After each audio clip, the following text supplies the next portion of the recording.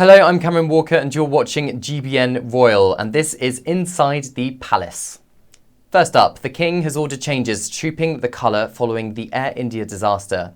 On Wednesday, 241 people were killed after a Boeing 787 Dreamliner crashed in Western India, including 52 Britons, 1 Canadian, 169 Indian nationals and 7 Portuguese. Miraculously, 1 British man from Leicester survived the crash and is receiving hospital treatment. A few hours after the fatal plane incident, the King extended his special prayers and deepest sympathy to all those affected. And the King's birthday parade, of course, is usually a time of celebration for the nation. But following the Air India disaster, the King has actually requested some special changes to the day.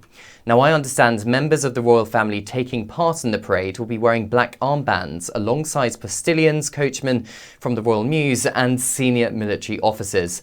This will not include members of the royal family wearing civilian clothing, such as the Princess of Wales and her 3 children. It has also been confirmed that a minute's silence will be held following the King's inspection of the Coldstream Guards at Horse Guards, which will be signalled by a last post and a reveille. A Buckingham Palace spokesperson tells me that His Majesty wanted the change as a mark of respect for the lives lost, the families in mourning and all the communities affected by this awful tragedy. In 2017, following the Grenfell Tower fire, where 72 people perished, the late Queen ordered a similar national moment of silence ahead of her own official birthday parade. Next up, the Princess of Wales takes a personal risk after a safety warning.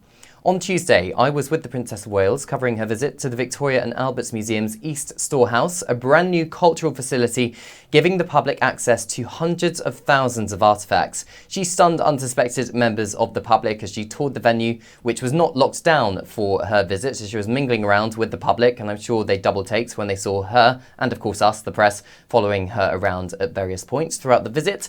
And the Princess was wearing a pair of high-heeled shoes. Yes, she looked lovely, but it did go against the official V&A guidelines, which warn punters about the hazardous metal grid flooring.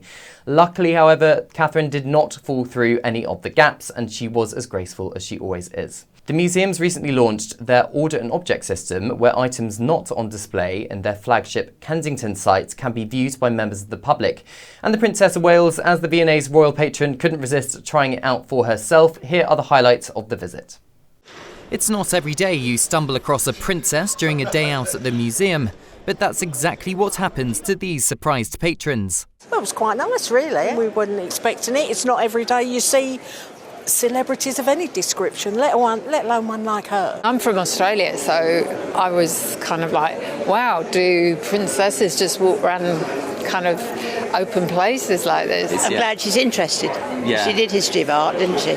Going against the no heels advice due to the hazardous metal grid flooring, the Princess toured the Victoria and Albert Museum's East Storehouse, viewing a fraction of roughly 500,000 artefacts. The museums recently launched their Order and Object system, where items not on display in their flagship Kensington site can be viewed by members of the public. And their royal patron, the Princess of Wales, couldn't resist trying it out herself. She's very interested in objects that relate to nature, so the pieces that she's seeing very much kind of reflect that interest. That was the V&A's Deputy Director, Tim Reeve, who Catherine praised as the mastermind behind the new facility. What a fantastic idea to bring all these pieces to life, and actually, so they're not sort of behind the scenes and sort of stored away somewhere. Really referred to in the catalogue, actually, to see them in person. The Princess was dwarfed by Picasso's largest ever design, La True Bleu, as she continued her tour of the storehouse, but spent much more time in the photography studio, a passion of hers. What camera are you using? So this is a phase 1. It produces about 600 megabyte. Here she was shown the process of capturing ballet shoes worn by Alicia Makova in the 1934 production of Giselle.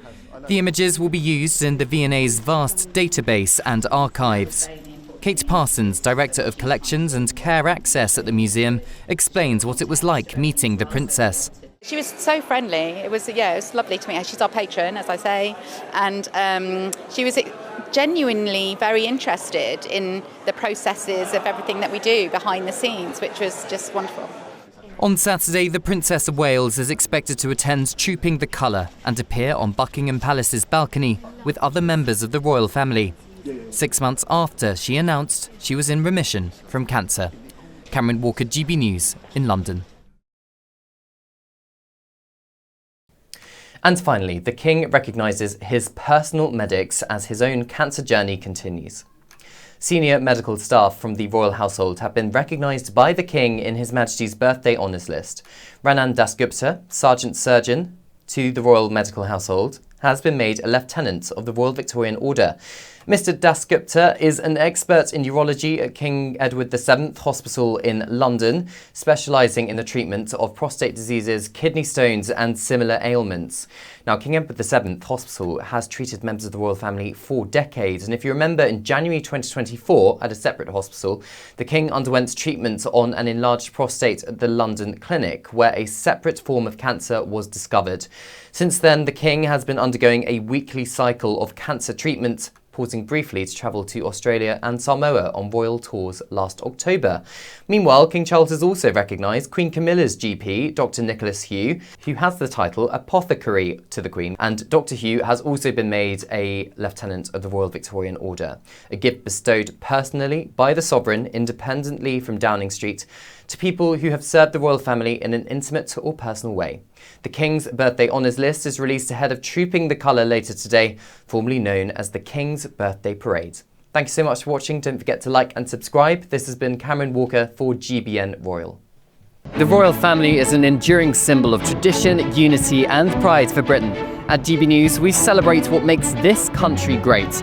In our new royal newsletter series, you can join me, Cameron Walker, for Inside the Palace, an exclusive look every week that takes you beyond the gates and brings you the very latest from those at the heart of the monarchy. Never miss a royal moment again. Sign up now. Go to gbnews.com/royal newsletter and get the latest straight to your inbox.